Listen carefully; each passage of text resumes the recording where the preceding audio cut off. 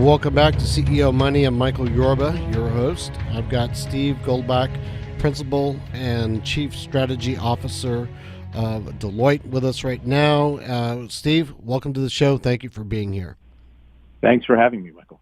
My pleasure. All right, you have been a principal of Deloitte and serve the organization as Chief Strategy Officer for a while.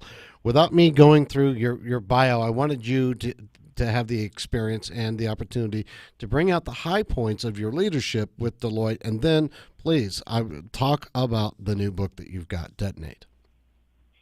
Great, and it's nice to be here. And so at Deloitte, I'm responsible for overseeing strategy across all of our businesses, our audit, tax, risk, and financial advisory, and our consulting businesses.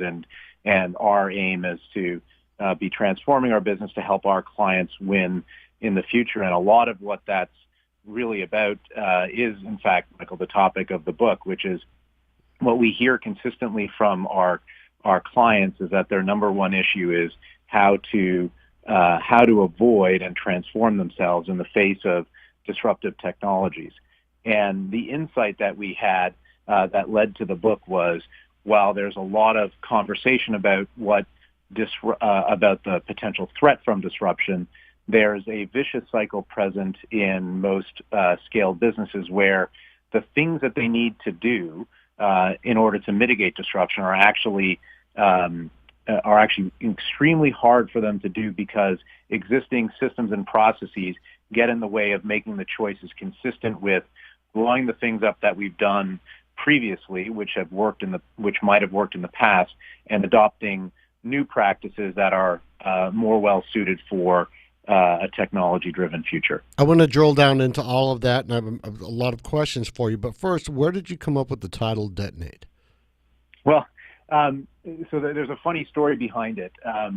We originally were thinking about our very first working title was the Delusional Organization, and it was around, and the thesis was around there was a bunch of practices that businesses convince themselves are value creating, but in fact that they're just doing it for the illusion of having control when they don't actually lead to outcomes in the real world. And when we spoke to our editor, he suggested, well, we see that books with positive titles do a little bit better. So Jeff and I went back and brainstormed a little more, and we came up with Detonate as part of that brainstorming session. We went back because we actually like an even more edgy title better, and we just think it kind of says what businesses really need to do is target in a controlled way the processes and systems that aren't contributing to your winning in the future. You get it. All right.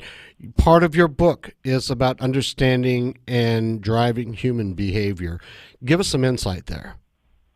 Yeah, and so we believe that human behavior is the most basic element of business. It's actually not a financial element, but it's actually a human behavior element. And what I mean by that is, for you to grow your company, the most basic change that you need to cause in the world is a customer to change their behavior in a way that drives revenue for you. So, for instance, they can, if you have existing customers, they can pay more for what they're currently buying, or they can buy more of your product or service. And if they're not customers of yours, then they can switch away from competitors. And what you are intending to do is cause that change in behavior. And equally important, focus on the behavior of your people.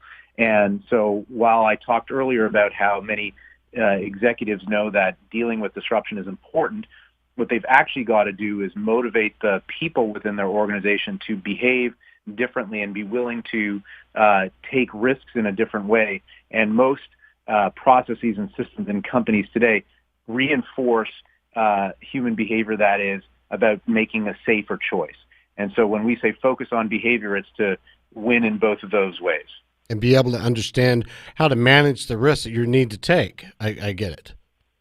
Yeah, and most businesses make the implicit mistake of saying that doing what we've done in the past is not as risky as doing something different in the future. And what our hypothesis is that if you truly believe that the world is changing at an ever accelerating rate, then the stuff that we've done in the past is becoming more and more risky to continue to do, because the context which said that that was successful is really changing.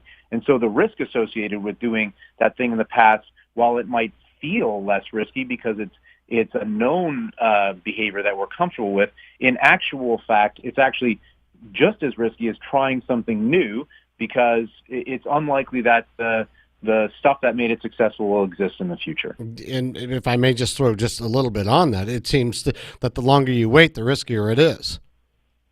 Absolutely. And so, people often ask us, when's the right time to start examining some of these practices? And we would say, absolutely right now. And we understand that most large businesses, it's difficult for them to, and we're not suggesting that they sort of blow everything up that they're doing, but rather pick certain places. And one of the concepts in the book that we talk about is make minimally viable moves to change in a small way things that you do within your company in order to try different things out, and do it in a small way, and attempting it in that small and targeted way helps mitigate the risk, but you learn along the way.